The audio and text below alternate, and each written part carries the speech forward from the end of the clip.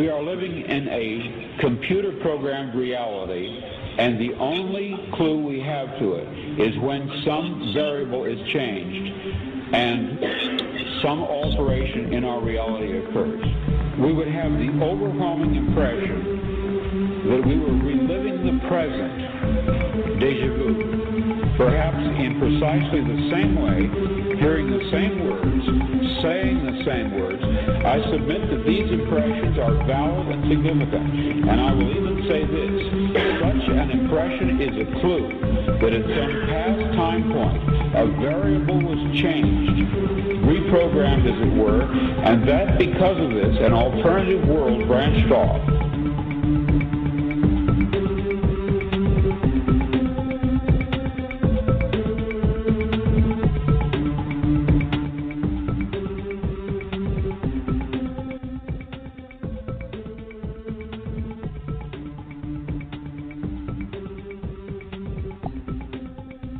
Well, it's that time again.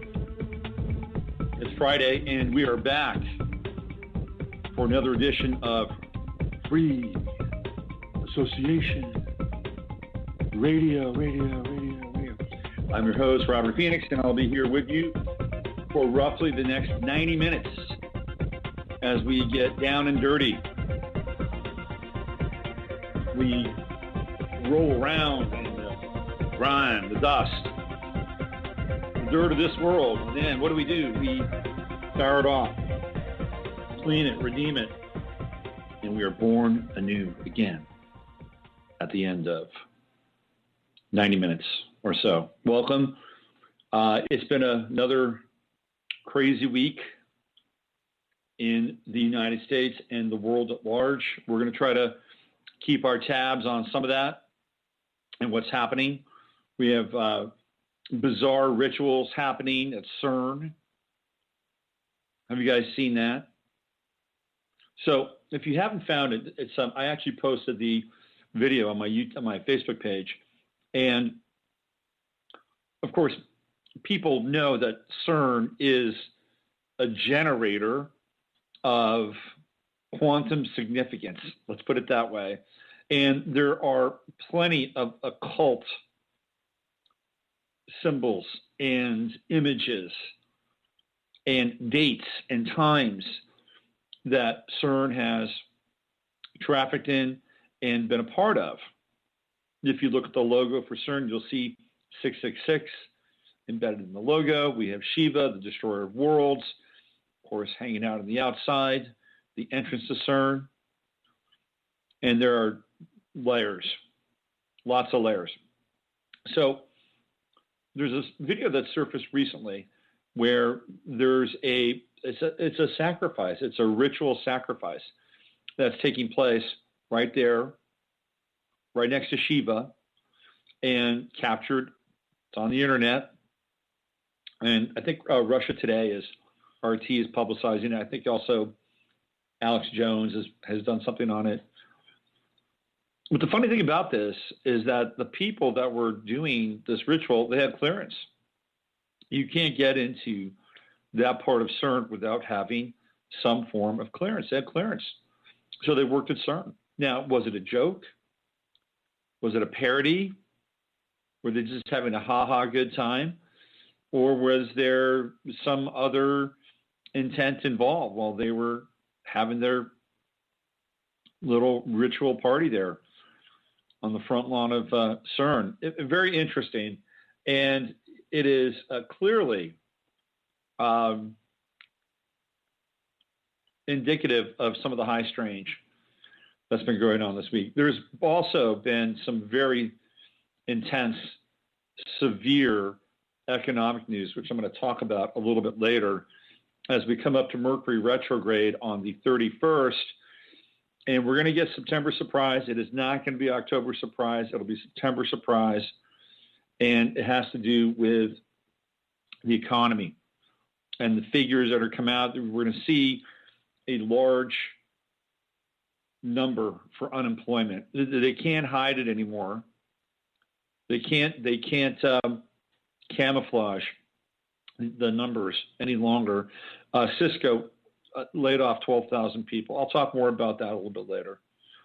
and we'll get into some economic dark territory. I want to start today's show off with talking about Hillary Clinton, because I find this whole thing utterly fascinating. I know a lot of people think, I'm sick of Hillary Clinton. I'm sick of Trump. I just want the election to get here. Let's get over this. There is no real candidate. There's only one party. The presidents are picked and selected, not voted. And yes, there is some truth to that. But I have never seen such a virulent outpouring of angst and out-and-out hate that I have with Trump. It's absolutely mind-blowing. I've never seen it before in any election, and I know I've talked about that before, but it blows my mind. And it's almost as if it's been divided into two camps, how we perceive and how we criticize both of these people and what they stand for. On the mainstream media, Hillary Clinton is championed. She's lionized, with the exception of Fox. In the alt media, in the realm of the Breitbarts or the Drudges, or even Scott Adams, who absolutely loves Trump. His love for Trump can no longer be disguised. Scott Adams, of course, the creator of Dilbert. Every week he's got a new video out or a new breakdown of how brilliant Trump is. From one Gemini to another, Scott Adams is a Gemini. He loves how Trump can basically set people up and get them to start talking about things and move the needle when it comes to the discussion. His latest, of course, being that Obama and Hillary created ISIS. And he throws it out there. And this is kind of an amazing moment in American history, kind of an amazing moment in world global media. Because for all intents and purposes, that's a conspiracy theory. I mean, this is what we talk about. This is the type of information that goes completely under the radar, completely under the wire. And here he is, he's bringing it up. He's getting the mainstream media to talk about it, even if it's in relation to the fact that Trump is crazy, he's bad, he's whatever it is. He's willing to take those hits because he's bringing it up and he's forcing them to actually discuss this. And there's genius in that. So people sit around and go, well, maybe they did create ISIS. The fact of the matter is they did. Now, ISIS has been in the making for about a decade, ever since we went into Iraq and Afghanistan. We've been promoting various groups inside those countries. We've continued to promote Al-Qaeda and help them and turn them and to have them do what we want in the Middle East. And ISIS was essentially formed out of Al-Qaeda. I don't know what the Taliban is doing now. You don't hear much about the Taliban. They're a minor league team.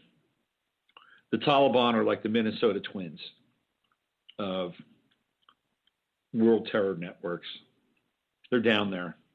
They're like the Oakland A's, my beloved A's. So for all intents and purposes, ISIS was created by Hillary Clinton, by Barack Obama, and by the Israelis, and by the Turks, and by the English, MI6. There you go. And a little bit of Saudi thrown in. This is how ISIS was started. These people created ISIS. They created their own caliphate.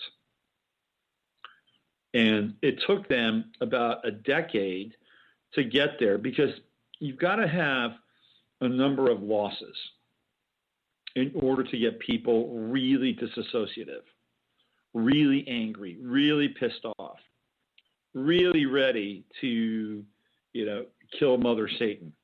the West.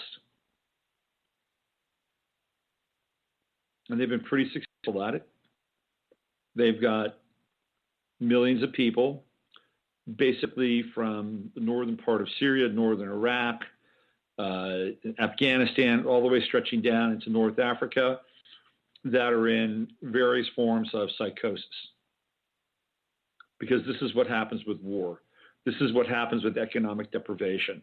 You create emotional, mental, and psychological states inside of people where they are not operating from a normal level of cognition.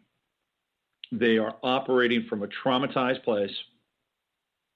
You throw in a medieval religion that has some very strict precepts and almost fascistic in terms of its patriarchal reign and order.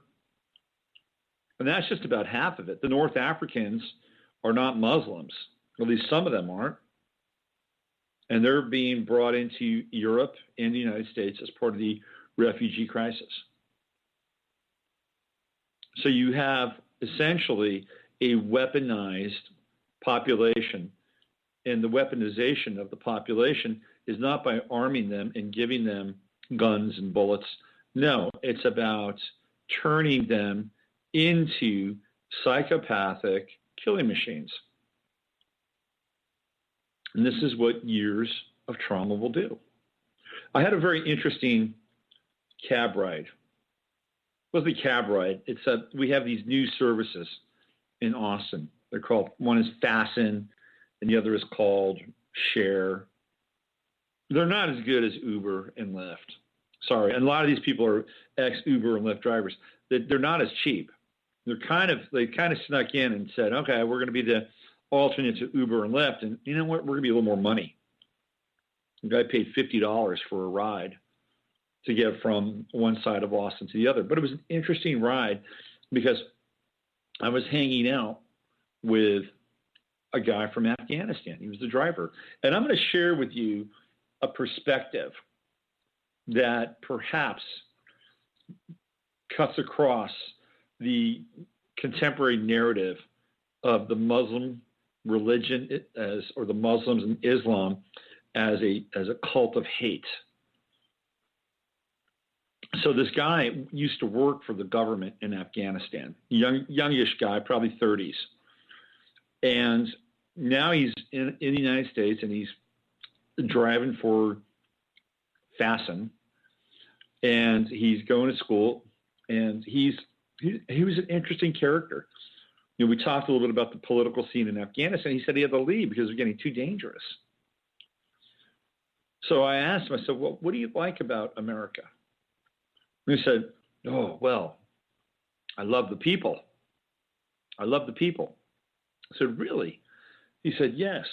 He said, and this is where it gets really funny, okay? And I'm just telling you what he told me. I don't share his view. I'm just telling you what he told me. He said, we really like hanging out with white Americans. And I thought this was hilarious. I said, really? He says, yes. When we move into a neighborhood, we want to move into a neighborhood where the white Americans are. I'm like, okay. And I said, well, what's that been like? He said, oh, it's been fine. They've been very nice to us. Oh, well, good. I'm glad for that. And he said to me, he said, black people scare me. I thought that was funny.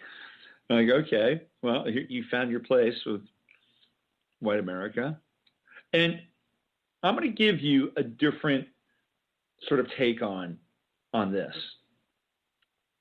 This guy is the new American. I'm not going to mention his name, but he's the new American. And let me tell you why he's the new American. And I actually support this version of immigration. How's that? I'm going to flip a little bit of a switch here. I support this version of immigration because he is somebody who is working hard. I think he's got 2 jobs. He's going to school, and he believes in the quote unquote American dream. He believes in the American dream. And he's got a wife who is classically American from, say, the 1940s. She takes care of all the shopping. She takes care of all the bills. She stays at home. He goes to work, and he says, oh, man, I'm so happy. I'm so happy I have her. She takes care of all these things. I go out. I make the money, and she takes care of everything else. I have a son coming in November. I can't wait. I'm working really hard for him. And then he tells me this story that his wife calls him on the cell phone. It's wet out. Don't take any chances on the road. Drive safe. And he says, thank you. I'll remember that. And, of course, he doesn't want to take any chances because he's got a son coming. He doesn't want something to happen. So he's thinking about the future. He's thinking about his gene pool, continuity. But these people were incredibly conservative. And this is an older version of America. Okay, somebody can say there's a new version of America. There's many versions of America, whatever. I'm just telling you that based on the story of what theoretically makes this country great, and this is the same story that Obama and Hillary and the progressives peddle. This is the guy that should have been standing behind Hillary down in Florida instead of Omar Mateen's father. How bizarre was that? What kind of world are we living in? I mean, let's just back that truck up for a second. This is the father of the guy who allegedly killed 50 people in an Orlando nightclub.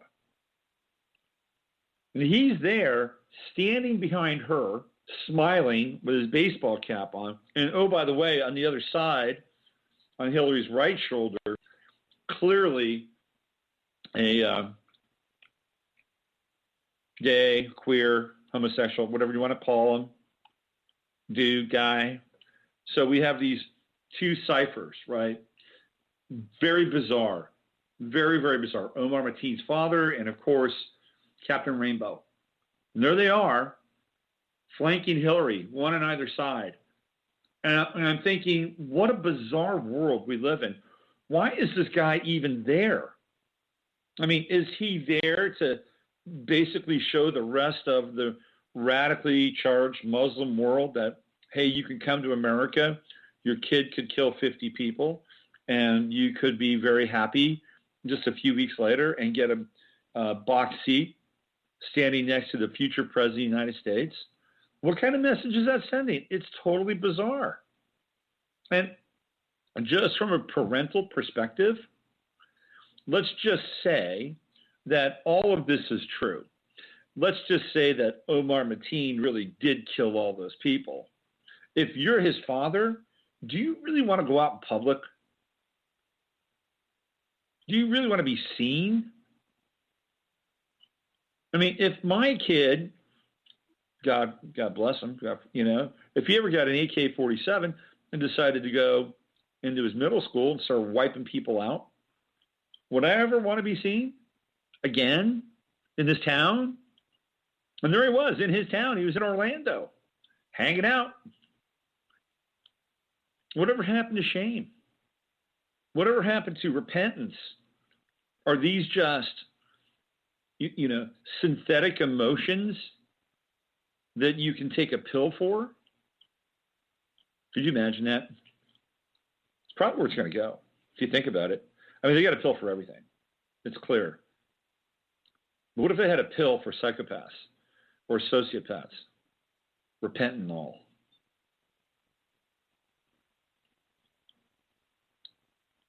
Are you feeling as though you should be feeling more? Have you done something that you're ashamed of, but yet somehow you just can't quite find the right emotion to express it? Do your friends talk about you and think that you're a soulless, emotionless cretin? Well, if you said yes to these questions, you may want to think about repentanol. Repentanol is a drug that you take once a day. It would be a pill, wouldn't it? It is a pill you take once a day, and as a result, it helps you get in touch with emotions like grief, repentance, sorrow, compassion. I just found the whole thing bizarre. I found the whole thing utterly bizarre. And why isn't it talked about more that this guy is hanging out on her flank, at her rally. They just kind of mosey along and start attacking Donald Trump. Let's go attack Donald Trump some more. Hey, let's take another shot at Trump. More shots at Trump. But let's not really talk about what's going on with Hillary, including the health. The health is a real issue. Now, she's been out of the public eye for about 96 hours. So that could mean one of two things.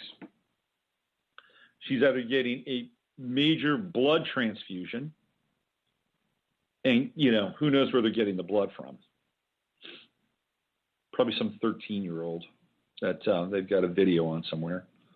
Or she is having a clone, one of her clones, hatched and downloaded with all the holographic information. That's what they do. They just download right into the clone's head.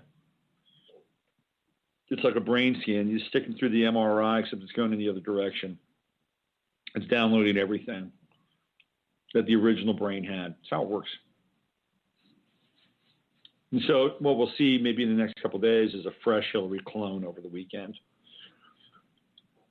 I mean, it's got to be one of two things, right? They're either giving her a full transfusion on the human side, or they're hatching, 4.0.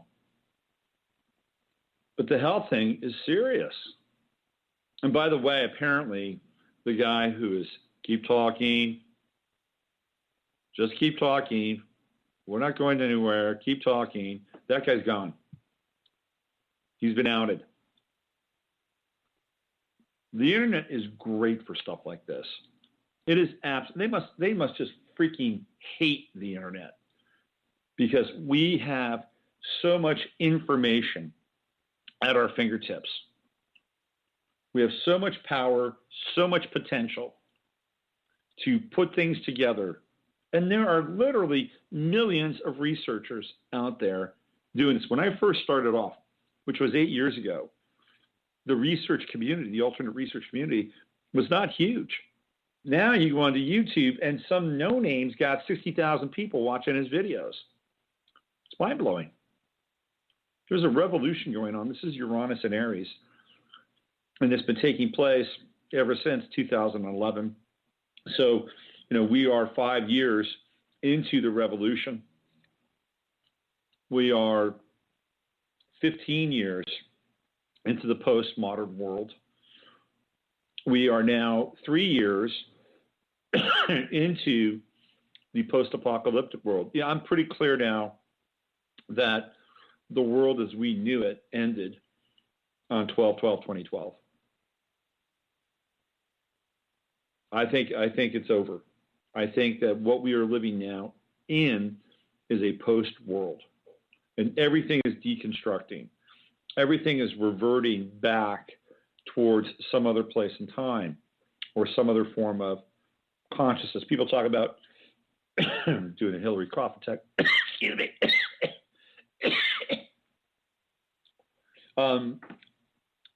People are basically saying that we're moving towards third world status in the United States, and this is true. And this is part of the deconstruction phase. This is part of the deconstruction cycle, all happening post 12/12/2012. We just didn't get the memo. So it's going to be interesting. Hillary's going to hit the public eye again this weekend, and we're going to see just how long she's going to be able to hold up this health issue, because she can't make it through a rigorous campaign schedule at this point in time. It's just not going to happen. Not going to happen at all. Now, one of the things that I was going to talk about today, and it's a big deal, and it has to do with the fact that we are gaining power, we are gaining insight, we are influencing events. And if you don't think noticing that guy was Hillary's handler and putting some heat on the internet, if you don't think that made a difference, well, you're wrong. It did. Because he's gone now. So they're in a quandary. This was a guy that was assigned to her, and because we have things like cell phones that take videos, and capture things like Hillary Clinton speaking in a high school where there's about 200 people, a couple of which get in her ear, start bugging her, start protesting, harassing her, and then she blows a fuse. She short circuits. That's her words, not mine. Short circuit, or her word. 2 words, short and circuit, right? But they're together with a hyphenated word. Because we have these tools at our disposal, all of which really came online with Uranus and Aries. I mean, think about, this is an interesting juxtaposition, because if you go into those color revolutions, which, by the way, Hillary had her fingerprints on.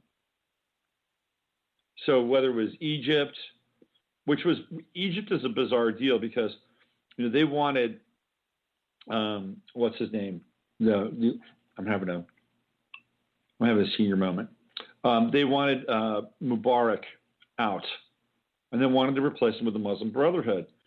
But the military stepped in, and the military said, no, we're not going to allow the Muslim Brotherhood to run Egypt. So I don't know what's going on with Egypt now. I know that they've got I don't think they've got a form of democratic government. And I'm pretty sure that the military is still in charge, but the Muslim Brotherhood isn't. And I think that was a revolution that didn't go their way. Like, they got the playbook out, they did everything they needed, they cut off the food. Anytime you want a revolution or a junta, you cut the food off. People start getting hungry, start getting restless. We've talked about this before. And then it happens. Now, the reason I'm talking about this is because the cell phone played a huge role during those revolutions, whether it was in Egypt or Libya or Yemen or wherever they were staging their color revolutions. The cell phone played a huge role because it allowed people to coordinate. It allowed people to stay in communication, stay in touch with one another. And by the way, these revolutions are not spontaneous. They're led by cells. People come to the United States. They get training, usually through some, CIA-sponsored group. So it doesn't go all the way back to the CIA. So they learn how to use the cell phones. They learn how to use the video. They learn how to stage certain events and coordinate them. It's all done. So once they do that, they got their cell phones. They probably have, a few $1,000s in cash, and then they turn them loose. And when the time is right, usually in February, when we have the revolutionary energy of Aquarius, these things start. Now, ironically, that same cell phone is playing a role in the revolution of this country. And what we're going through now is a revolution of information and the access to information, which is, at this point in time, ubiquitous. It's completely ubiquitous. It's everywhere. Some changes are coming, unfortunately, because they've realized that this thing has gone on far enough or long for a long enough time. So what I want to do is I want to read a story here. And this is from Sputnik News. And it came out on the 18th. So this is yesterday.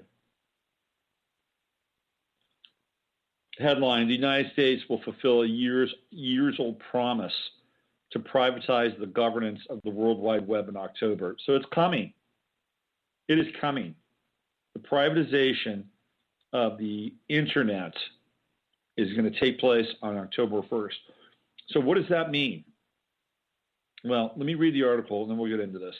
The Internet Corporation for Assigned Names and Numbers, also known as ICANN, was established in 1988 to coordinate domain names across the globe.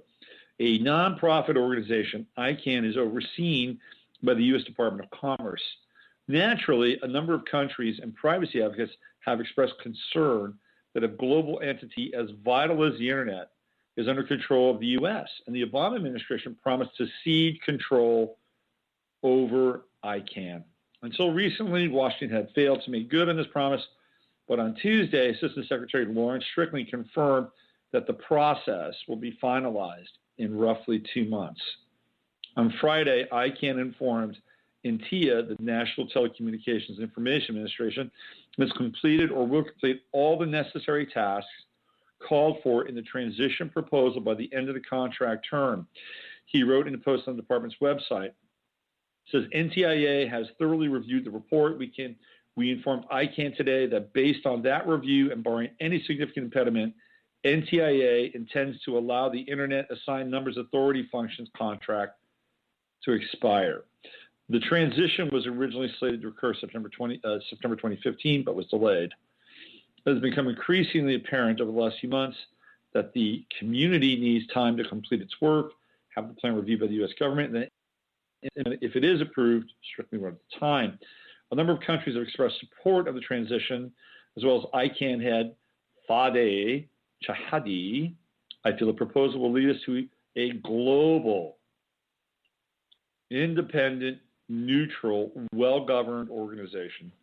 He said last year, I'm never comfortable, but I'm optimistic, and I believe that all interests are now aligned. Everybody sees that this makes sense. Yes, everybody. Despite international support, many U.S. politicians have fought against the plan. The proposal will significantly increase the power of foreign governments over the Internet, expand ICANN's historical core mission by creating a gateway to content regulation. Let me repeat that, a gateway to content regulation, and embolden its leadership to act without any accountability. Who said this? Ted Cruz said this. For the time being, it seems saner heads have prevailed. We appreciate the hard work and dedication of all the stakeholders involved in this effort, Strickland wrote, and look forward to their continuing engagement.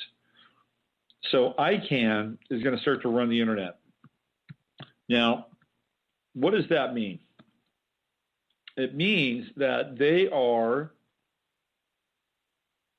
have $99.82 million in assets.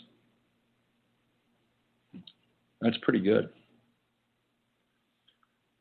So it's not just the naming system, U.S. to exit domain name biz. That's what they call it. What they're going to do now is they're going to create a worldwide and global set of standards for the Internet and Internet content and how it's going to be seen, delivered, consumed, however you want to slice and dice this thing.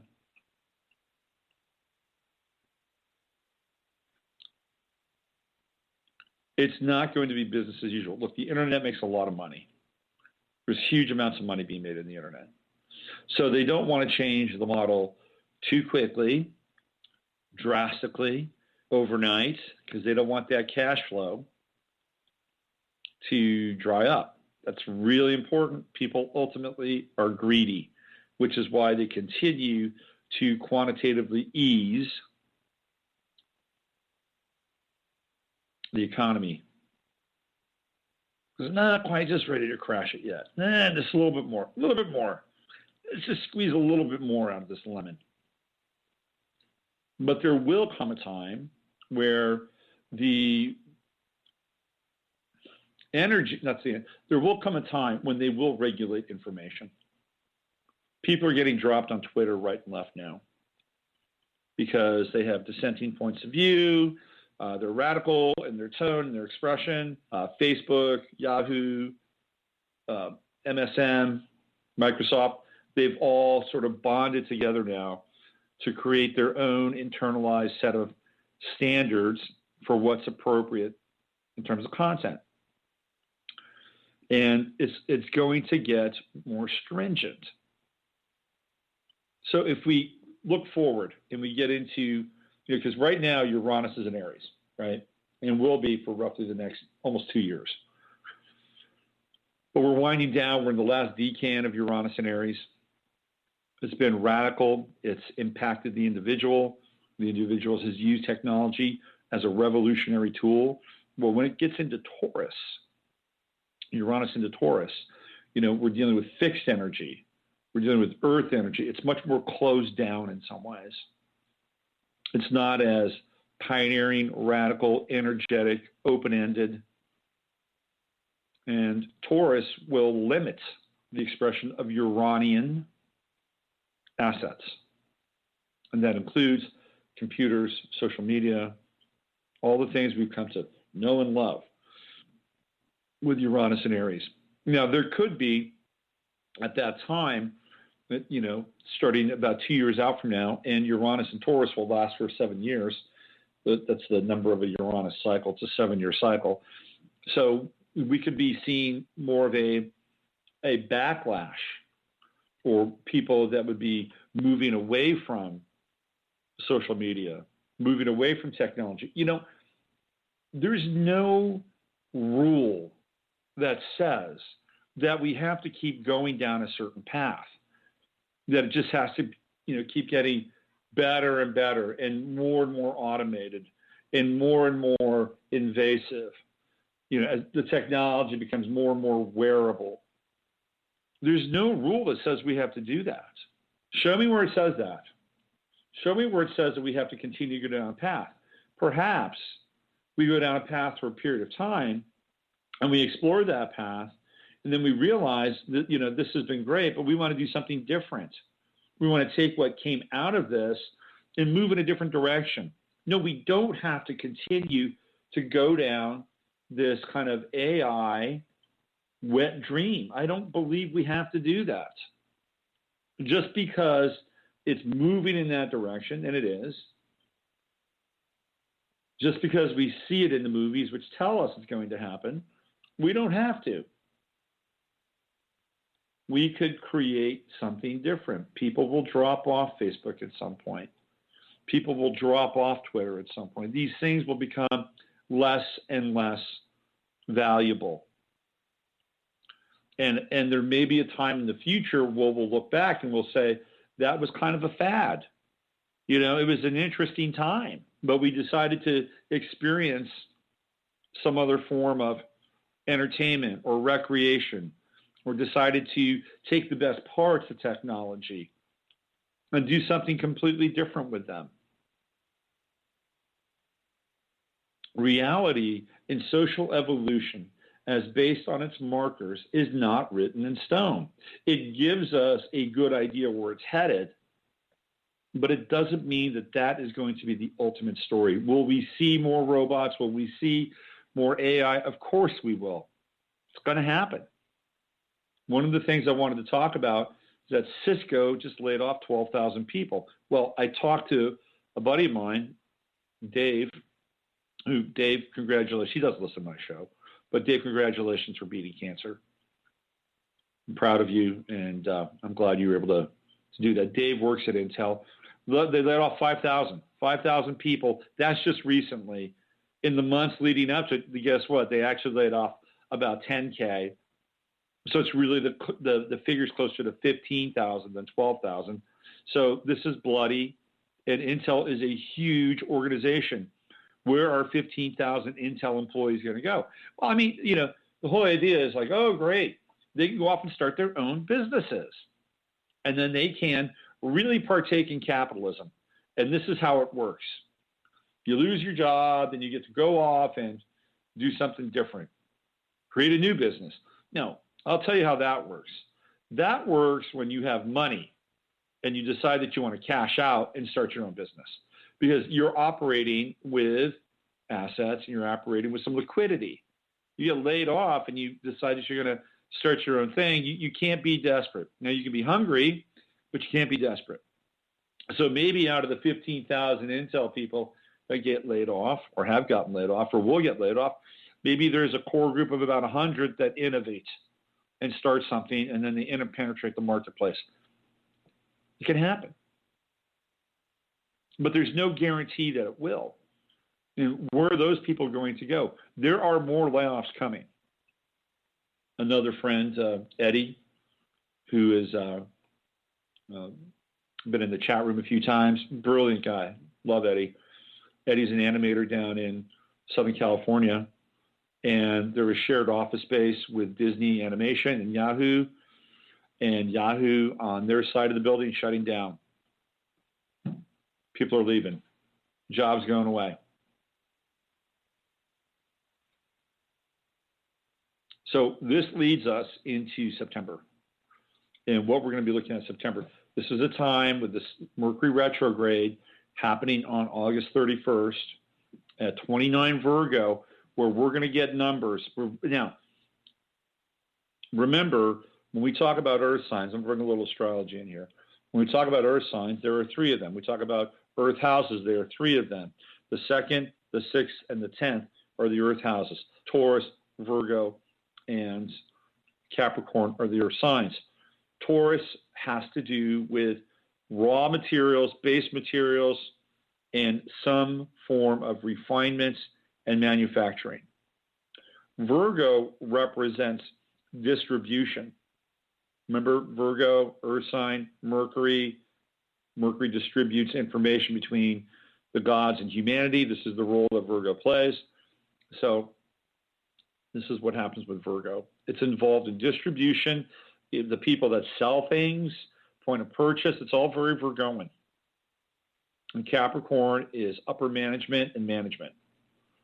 These are the people that organize the distribution and the manufacturing of the product. So we have Mercury retrograde in Virgo. We're looking at a backtracking of the distribution and point of sale marketplace at this point in time. At this point in time in the sign of Virgo as we run into the election cycle. So we're going to get numbers. And what's going to happen with the numbers is that it will impact the stock market. There is a lot of chatter right now that the stock market is a ticking time bomb waiting to go off. I read an interesting article about Tom Cruise. Apparently Tom Cruise is selling everything. Everything. What does Tom Cruise know? Tom Cruise knows a lot. Why?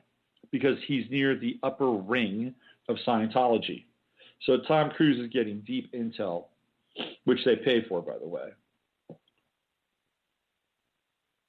By the way, have you seen Tom Cruise lately? Any Tom Cruise movies?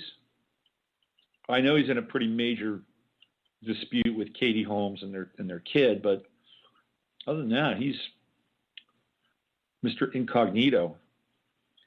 So we're dealing with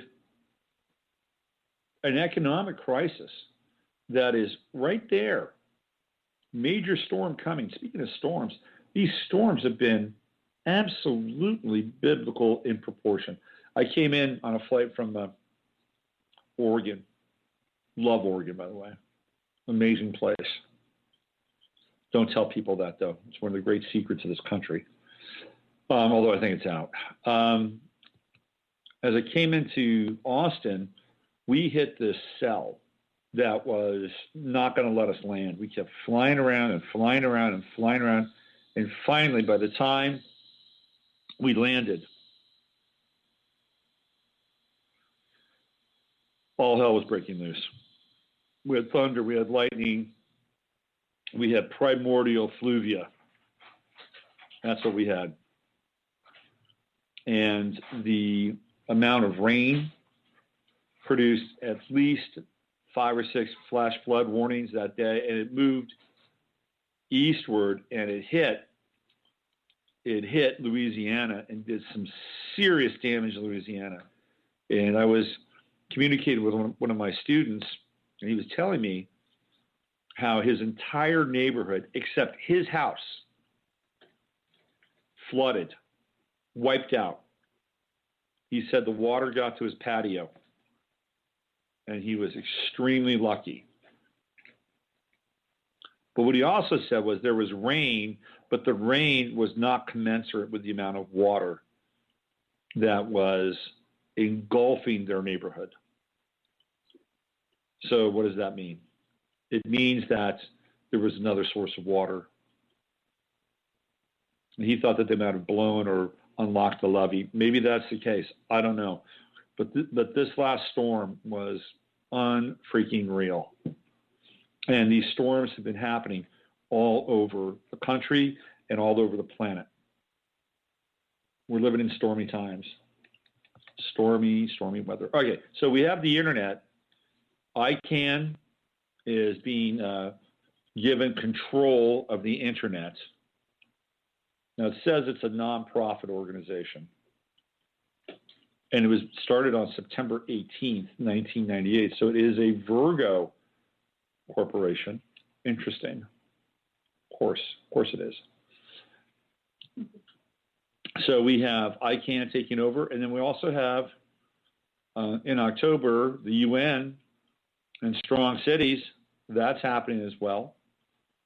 So there's major shifts going on. The Strong Cities initiative is essentially the UN coming in and overseeing how the United States runs its police force and begins to make changes. So we're talking and moving towards a nationalized police force governed by an international body, the UN. Is this what we wanted? Is this what we signed up for? But it's happening. It's taking place. And there are people in, I don't know what these captains or sergeants or chiefs are going to be doing inside these local police stations and local police forces. I'm not sure what they're going to do, how they're going to respond to the UN. Are they just going to do everything the UN tells them to? I guess they want to keep their jobs, they will, right? I mean, because that's really how it's going to work, how it's going to go down. So we're moving towards a rapid expansion and maximalization of globalization. It's happening right now. So the internet shifting power being taken over by ICANN and the Small Cities, Strong Cities initiative, the UN policing initiative, it's coming. We're on the doorstep of a type of globalism, which of course translates into three letters, NWO, the New World Order. And for all intents and purposes, the guys that think they're in charge of this, or the spokespeople, they are not denying the fact that it's on, that it's happening, that it's already happened, and we're moving forward. Obama said this in a speech. I believe he said it in Canada. It says we're moving forward. It's done. Done deal. We are now fully entrenched in the global economy. So this is where Trump comes in. Because for all intents and purposes, that is not what he's about.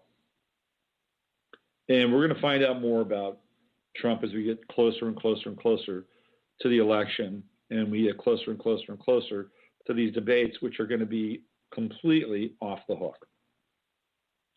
Absolutely, completely off the hook.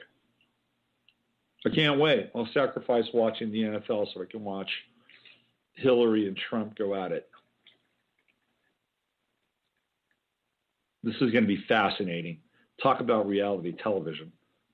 This is going to make The Apprentice look like Romper Room. It's going to be good stuff. By the way, a couple of things that I've been watching lately on Netflix. You can watch all of Bob Ross's programs. If you are in a bad mood, if you're feeling down, if you're feeling depressed, don't take Repentanol. Go watch Bob Ross. Bob Ross is, to me, Bob Ross is like one of the gurus of the 20th century. Total guru.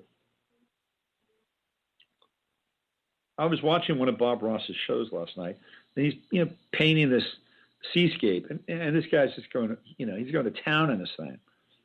And then he says that he's found 3 little squirrels, and he's raising them. And then they cut to a little video of Bob Ross feeding these little squirrels. I'm like, how freaking cute is that? And he talks about God's little creatures, and it's kind of like you're just stepping into Bob Ross's magical little world where everything is just fine. Do the Bob Ross meditation once a day. That's my new go-to on Netflix when life is bringing me down a little bit. Bob Ross is a saint. total saint. And I'll tell you another really interesting thing that you may want to check out. I saw this movie about a week ago called Midnight Special, and takes place in Texas, starts off in San Angelo, Texas, and it's about a father who springs his son from a cult. And it's a religious cult, and that cult's run by Sam Shepard, who plays a great cult leader. Boy, Sam Shepard's like a Noel, by the way. Wow. So the boy, who's 10 years old, gets sprung from this cult. And he has these supernatural abilities. It's a fascinating movie. And I don't want to tell you too much about it. But I think it's on the pay-per-view network now. Go find it. Michael Shannon, who plays the father, phenomenal actor, man of very few words and lots of emotions. He reminds me of he reminds me of Gary Cooper in some ways. He's like a psychotic Gary Cooper. That's who Michael Shannon is, psychotic Gary Cooper. It's worth seeing. I don't want to give away too much of the movie, but it talks about worlds within worlds, in the interpenetration of worlds, which we are clearly dealing with. Some of that interpenetration of worlds has to be going on with Antarctica, because there are some things happening in Antarctica. That's where Obama went when he was down in Argentina doing the tango, looking, all cool, right? That's where he was. He slipped off. He's like, I'm just going to go on a side trip over here to Antarctica since I'm down here. Nobody will know. I'm just going to go over there and take a little trip into Agartha. Let me get me a little Middle Earth. There's something going on, big time in Antarctica. We had the Russian Orthodox priest, the head of the Russian Orthodox. He went down there. He blessed the place. What is that about? Now, of course, there are a number of Russian ships that went down there ahead of him. But then he went down there and basically did the blessing thing. So we are living in a time when there are worlds within worlds within worlds and worlds on top of worlds. That's part of the message of Midnight Special. There's more to it. I'm not really going to tell you, though. Check it out. Find it on pay-per-view and have a listen. Have a look. All right, it is 12:53 here. You're listening to the Friday FARcast. I'm Robert Phoenix. And before I play a little bit of music here at the top of the hour, I just want to say thank you to Janet Cohen for your well wishes. I appreciate that. And I also want to send a shout out to Sandra Wells, who's a good friend of the show, going through chemotherapy and doing her best to kick her version of this invasive virus known as cancer. Cancers have gone through the roof, I think, since Fukushima. I mean, I think that there is probably a pretty good stat out there, correlation-wise, that we're dealing with increased numbers of thyroid problems, increased cancers. There's also some information out there that Fukushima is eating holes in people's gray matter. Very possible. I haven't completely gotten into it. I just glanced over the information. All right, why don't we play a little bit of music? And this is, I'm just going to go into something. I'm just going to play, where is this?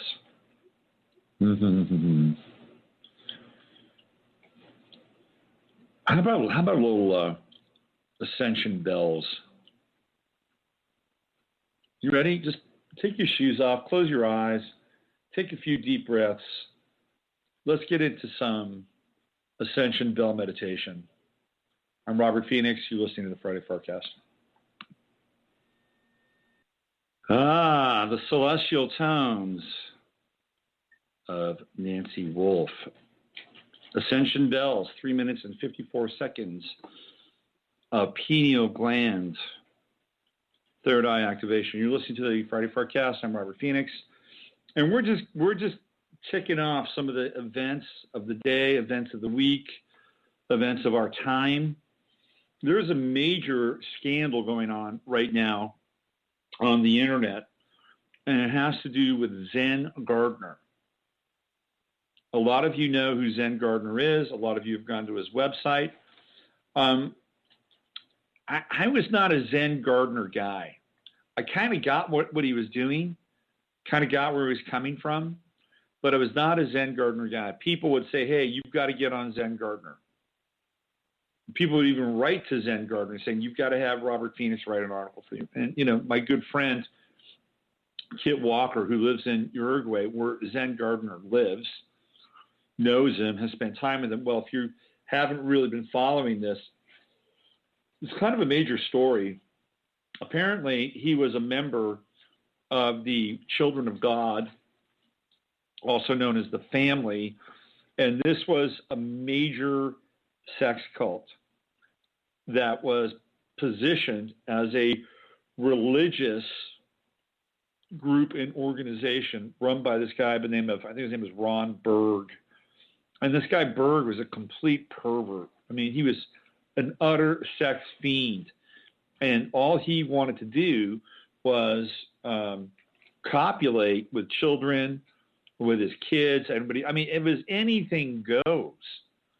And he couched it in this quasi-religious Christian mythos, totally bizarre.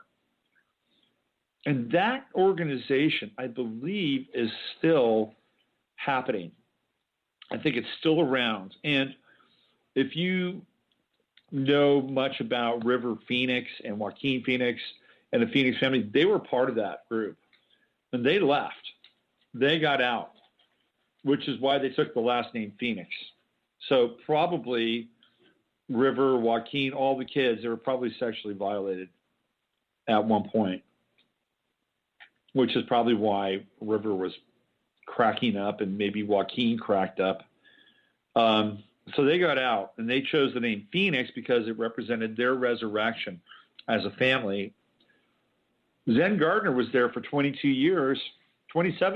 Got there when he was 22 and left when he was 49. I think he's a little bit older than me. He's about 58, 59. We're not far apart.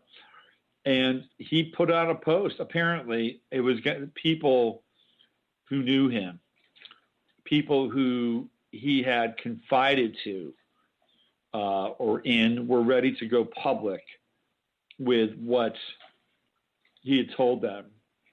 And he was not an innocent bystander. He partook of 27 years worth of non-consensual sex and pedophilia. I mean, it's just, it's kind of mind-blowing.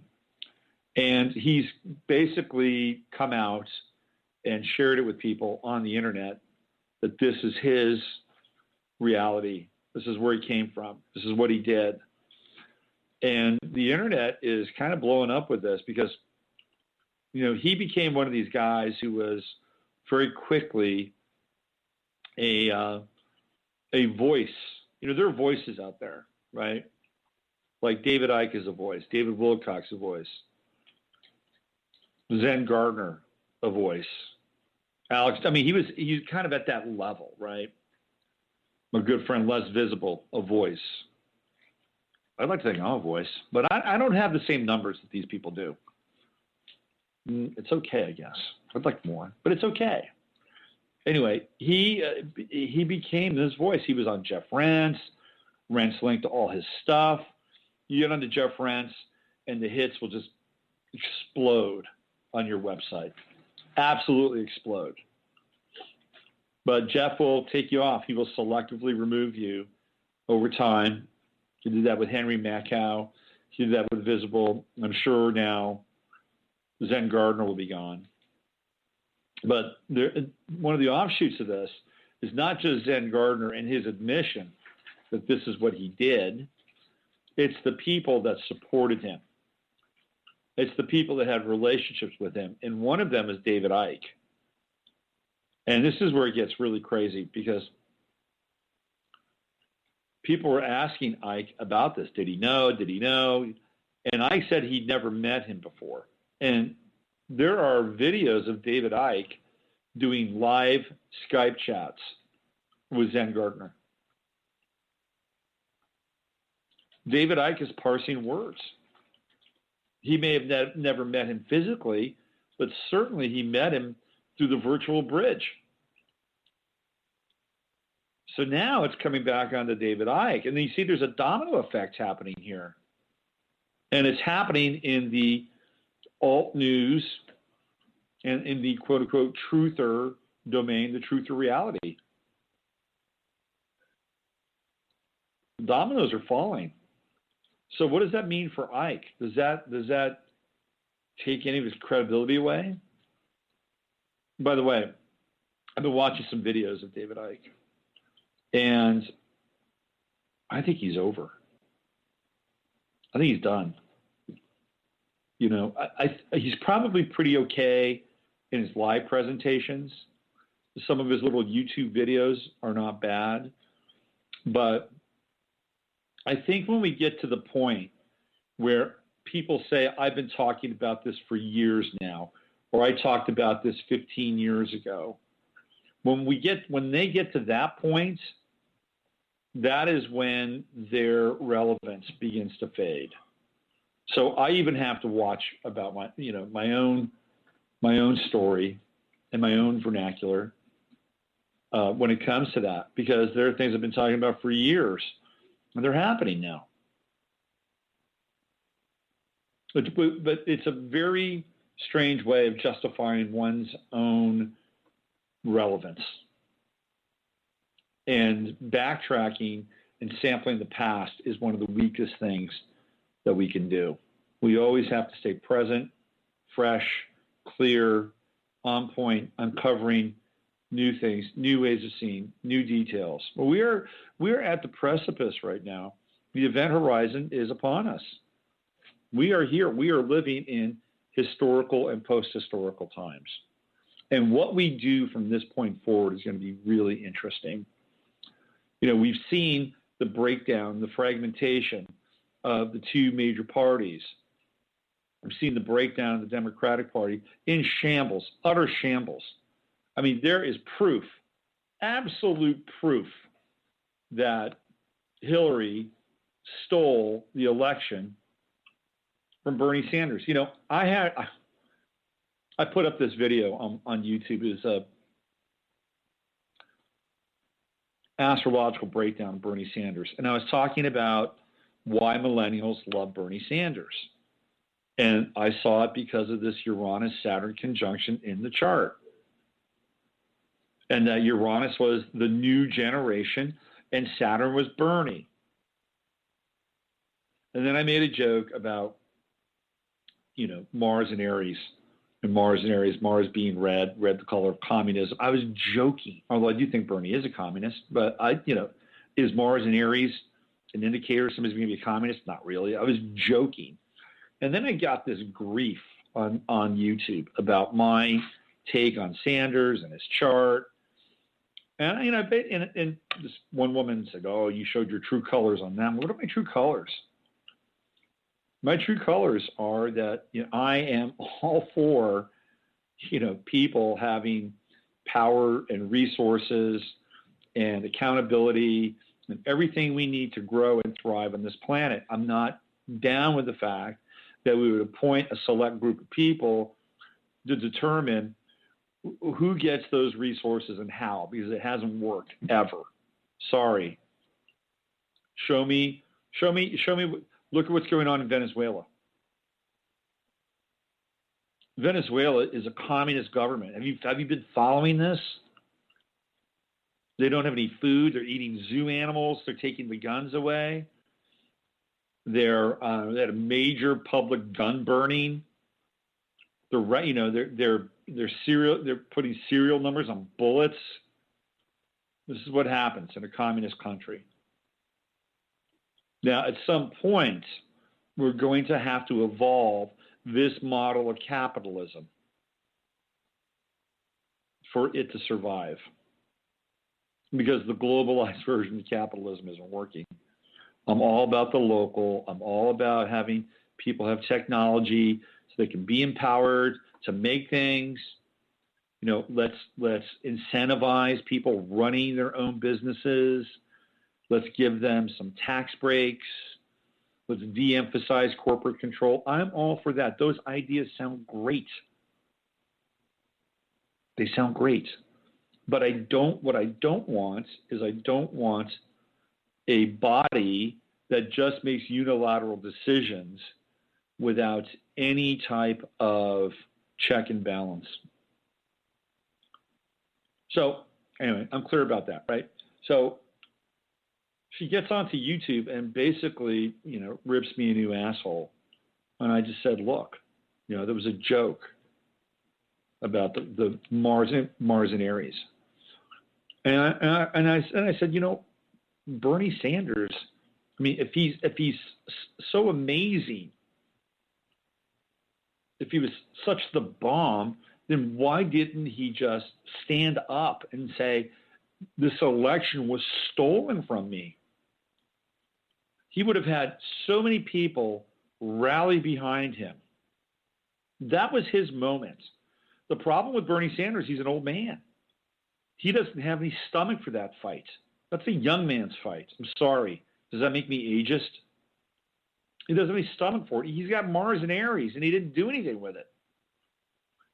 And I love the Bernie people because they're passionate. I love the fact that they have these ideas which seem really sane, and they want it back, and it's like humane. It's like, fine, I get it, but they're deluded. I'm like, he basically sold everybody out. He became an independent,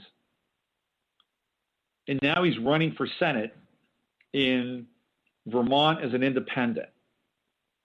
And yet this woman on YouTube says, to my reply, she says, well, there's more than meets the eye. Like he's got some secret plan he's going to hatch at the last minute. Or maybe all the Bernie voters are just going to write his vote in. That's possible. They could write Bernie Sanders in. Now, the computer may not honor it and recognize it, but that's a whole different story. There's just a naivete here. So we've seen the breakdown of the Democratic Party. It's done. It's over. It basically got seized by Goldman Sachs and the neocons. We've seen the breakdown of the Republican Party. What happened? The same thing. These things happened in both parties. It was a bicameral deconstruction of the two major parties. Now, if you look at what's happening with polls, they're starting to include Jill Stein. They're starting to include Gary Johnson. I'm not a Gary Johnson fan. Gary Johnson actually used to work for the Clintons. Look it up.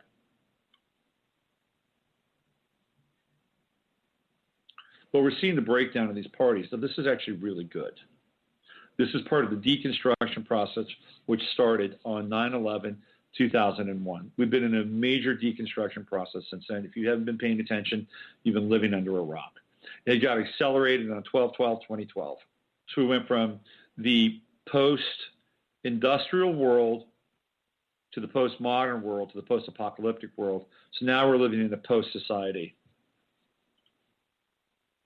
And there is the potential for recreating something new in a post-society. Wouldn't that be cool? Wouldn't that be enjoyable? But in order to create something new, people have to be inspired. They need to have hope. They need to have faith. We've talked about this before. They need to be inspired. They need to have a vision, a dream. And when you have a vision, when you have a dream, you work tirelessly towards that vision and that dream. You get up every day and it becomes the most important thing in your life. Whether it's because you're a Muslim and you just moved to this country and you're the new American, he's the new American. That guy is the new American. He was basically checking off all the boxes of what it's like to be a quote-unquote American from, say, the 1950s to the 1960s. Fascinating. Absolutely fascinating. He was no extremist. Trust me on this.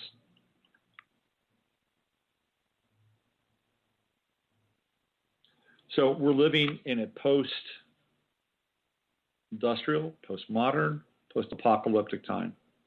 It's true. And the potential for something new can come into being. But you've got to be willing to get up every day, live it, be it, breathe it, be passionate about it. If you don't have it, it's not going to work. It's just not going to work. I run up against this in my work all the time. When I'm passionate about my work, when I put it out there, when I'm doing things that I'm inspired about, people respond. That's life. It's 101. So we've got to get passionate about stuff. We've got to stay in touch with hope and faith that allows us to generate the vision and the passion for our dreams. The biggest challenge that we have is staying inspired because the world is hitting us all the time. And if you're into the realm of alternative research, I know a lot of you are, it is very, very difficult not to get dispirited and demoralized when you read certain things. When I talk about, the Strong Cities Initiative, and it's kind of a belly drop, right? It's like, now I've got to deal with this, or ICANN taking over the internet, or more censorship, more invasive controls coming in. Well, you need to know about these things. And we've talked about this before. You've got to know about them. If you don't know about them, well, maybe you're kind of a blissful idiot, and that's okay too. There's a place and a time for being a blissful idiot. But if you know about these things, then you can have a sense as to what's going on. But what you do with it at that point, that's where people, I think, can get really tripped up. And I think you need to know your own limits, right? So let's say, for instance, we're using a quote-unquote drug analogy. If you are a drug user, the informed drug user, or you are even an imbiber, let's say you drink alcohol, you need to know your limit. 2 or 3 beers, 2 or 3 drinks, that's it for you, right? If you get into 5, 6, what happens? You're over the edge. Blotto, somebody's driving you home. It's the same thing with information. Know what your limits are. Take in what you need, and if you continue to overdose on it, what's going to happen? You're going to go into some kind of anaphylactic shock for information overload. So filter what you read, stay informed, but don't overdose, don't overdo it, because it'll send you into trauma. And we're so used to being traumatized that we automatically go into traumatic trigger states. And let me just reenact my trauma by reading more dark stuff. It happens. People do it. It's because we've been programmed to completely reinduce our traumas all the time. And this is what happens. Think about that for a second. When you can have a healthy relationship with your trauma, so I'm going to go in, I'm going to spend 20 minutes today, I'm going to research something, and then I'm going to research something else. I'm going to research, by the way, I want to give you some good news here. Let me read you some good news, because this is where we have to make this pivot now. We're in a pivot moment. So we're going to have to start to pivot towards things that are going to be meaningful for us. We've gone through deconstructing the new age. We've gone through deconstructing the feel-good programming. We've gone so far. We've rabbit-holed this thing. We know it's at the bottom of the rabbit hole. There's a guy with a pitchfork and horns waiting for you. I mean, that's really what it's about, right? You go down deep enough in the rabbit hole, and you'll find, some interesting entities down there just waiting for, hey, welcome to the rabbit hole. Can't get back out now, can you? So let's get into some good news. I want to read you something here. Get into some good stuff here. Hold on. It's about Hawaii. Hawaii has apparently legalized hemp. This is a major moment for industrialization, localized industrialization. I got to find this. Hold on. I got to read this story. But I'm going to have to do a find thing. Here we go. Hold on. Let's do this. Easiest way to do this. Here we go. I'm going to read this to you. From WakingTimesMedia.com. And the story just recently published, 18 August, Anthony Martinelli is the author here. Hawaii's full House of Representatives has given unanimous approval to legislation that would explicitly legalize the cultivation, production, and distribution of hemp in the state. This is the type of news we need, okay? House Bill 2555 now heads to the Senate, where it's expected to pass under the proposed law introduced by Representative Kanila Ing, Democrat from Kihei, with 34 co-sponsors. Those wanting to cultivate hemp will be legally authorized to do so as long as they receive a license from the state's Department of Agriculture. If you're living in Hawaii and you have some land, get in on this.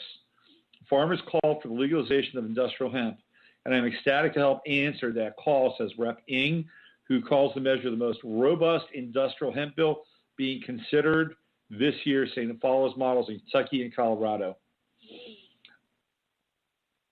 That goes into the section 1, part 2. I'm not going to bore you with all the sections. If you want to, go to wakingtimesmedia.com/Hawaii-lawmakers, and you'll be able to see this article on hemp and all of the points that go along with it. This is the type of news that we want. We are in a pivot moment. It is time for us to start making pivots. Yes, we can continue to deconstruct. Yes, I will continue to deconstruct. It's part of who I am. I'm a Scorpio rising. We were in the last phase of Jupiter and Virgo. It is time for the pivot moment. So in terms of how you manage your time, what you're studying, what you're researching, we all have to study and research because we're not going to get that in the mainstream media. We're not going to get it in our schools. We're not going to get it in our colleges. We have to teach ourselves. We have to be very selective with our sources. We have to vet, and double vet. That's very important. Even myself, I occasionally will put something out there. Wish I wouldn't put it out there. It happens a lot less, but I still continue to do it every now and then. We've got to vet. But this is where we're coming into now. We're coming into a new phase. We're just coming out of that Aquarian moon, the detached Aquarian moon, which is really a trip, by the way. So I'm just throwing it out there to you because it's time that we start coming up with alternatives. It's time that we start to get passionate about things that we can do locally, things that we can learn, things that we can grow. Because deconstruction is tied to death. And if we stay into deconstruction for too long, we become a member of a death cult. So we need to pivot. We need to move our energy into a form of reconstruction or the vision for a plan associated with reconstruction. Now, you may get into the pivot, you may find things, and you may work on things, you may contact or connect with people, but I guarantee you, or I don't guarantee you, but I could say that there may not be the opportunity to use those things immediately.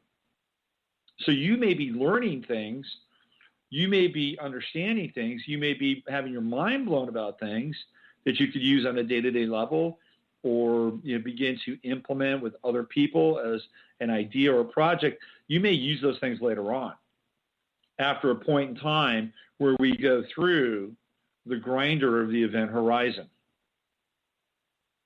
Because I guarantee you, we're going to come to a point where it is going to get very, very small. The energy is going to get small. What do I mean by that? Think of a funnel, and we have all this very wide sort of open space. You pour the contents into this wide open space, and as it goes through, it gets smaller, until there's a tiny point that it all has to pass through, and then it comes back out the other side. In some cases, it's reconstituted if you use a filter with the funnel. Sometimes that happens. In other cases, you're just moving into a larger space. When you put gas in a car, we're coming into the funnel point. And that funnel point is going to get real small. And what happens on the other side of that funnel point, well, that remains to be seen. And it's kind of exciting, actually, because if you think about it, there's possibility there. We live in a time where we're constantly reminded of how things can go wrong.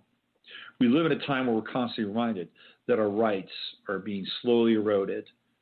We're living in a time where we're constantly being reminded that our resources are being taken and grabbed by countries like China, which is true. Saudi Arabia, which is true. There's more Saudi money coming into this country than ever before, and it's because they're basically bankrupt. Do you know that the Saudis don't get any cash for their oil? They did a deal a long time ago. They get credits. They get bank credits, and they have to use those bank credits and spend them because they don't get cash. That was the deal they made with the Seven Sisters. When they found out that they really didn't have any money, all they had was these bank credits, they started buying up stuff like crazy back in the 1970s. You can look it up for some interesting material around that. But those things are real. It's happening. Can't deny it. But we need to make a stand. And we need to have our own pivot moment. Whatever that pivot moment looks like for you, now is the time to do that. And having your routines, they're so important, whether it's meditation, weightlifting, prayer, whatever those things are. We've got to continue to build those into our days and work with people in ways that are loving and kind and respectful. Look, I'm going through a lot of changes in my life. I'm just being straight up. I'm going through a major kind of transformation phase. I've been feeling like the hangman lately, and just surrendering to new potentialities. By the way, we're going to kickstart my new show on Monday. 15 minutes of flame. We're going to burn this thing from now until Election Day and beyond. So that's going to start on Monday. So even though we go through change, we don't have to go through change in a way that debases us or debases other people. Remember that. Remember that. All right. Why don't we get on out of here? 90 minutes, about as much as I can muster up. I could probably stretch out another half hour if I wanted to. Go to my website, robertphoenix.com. I've got some interesting things happening there. Of course, there is the 11th House Academy, and it's never too late to join that. 16 hours worth of video. If you're listening to this, you get 10% off. Just go in and use the code FAR10 when you sign up, and you'll get 10% off the course. You'll get moved into our webinar, and we do that once every 2 months. Once every month. It's the second Saturday of every month. We talk about astrology. We get into some of the coursework. It's a great group of people. Never too late to get into that. And I also have a new reading. It is called the Everything Reading. And basically what it is, it's a 2-hour summation of your birth chart, your draconic chart, progress chart.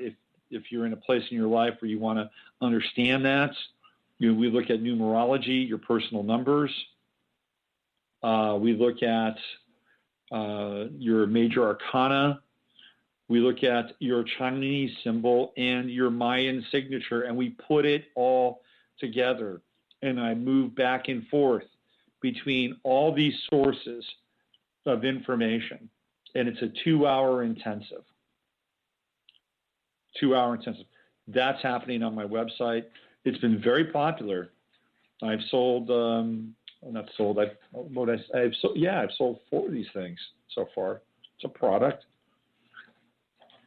And so 4 people have decided they wanted to do this. And I did my first one yesterday, and I can't tell you how powerful it was. It's profound. And I don't know where these things go sometimes. I'll be straight up and honest with you. When I put something together, and I put it together as an idea, and I put it together in the moment with a person, there's a channel switch that gets flipped on. And it just happens. I've got 7s all across my numerology. 7s, 11s. So when I get into the flow, things happen in a unique kind of way. So that's available on the website. And, of course, I've got all the other products as well. There's coaching, which is a really good deal. I should probably get the coaching before I raise my rates on that. If you're interested, you can learn astrology from me personally That's on my website. There's plenty of things to plug into on the website. It looks like you're going to be back on Randy Moggin's show in the not-so-distant future talking about the election. If you didn't catch that last one, that was great. Randy and Emily Moyer did a fantastic job. Randy's kind of like Randy. Randy's feisty. Check out his show, Off Planet Radio, Randy Moggins. All right, well, why don't we wrap this thing up? It's Friday. We've got 3 more days of Leo, and then we're moving into Virgo on the 23rd, actually 4 more days. So let's move through the final phases of Leo with a roar. Not a whimper, but a roar. Go out and have a roaring good time this weekend. So you know the drill. Use your head to discern what's real, your heart to stay open to what's possible. I'm Robert Phoenix, and go out there and make that pivot in your life. I'll see you guys on Sunday nights with 11th House Radio. We are living in a computer-programmed reality, and the only clue we have to it is when some variable is changed and some alteration in our reality occurs. We would have the overwhelming impression that we were reliving the present, déjà vu, perhaps in precisely the same way, hearing the same words, saying the same words. I submit that these impressions are valid and significant, and I will even say this: such an impression is a clue that at some past time point, a variable was changed, reprogrammed as it were, and that because of this, an alternative world branched off.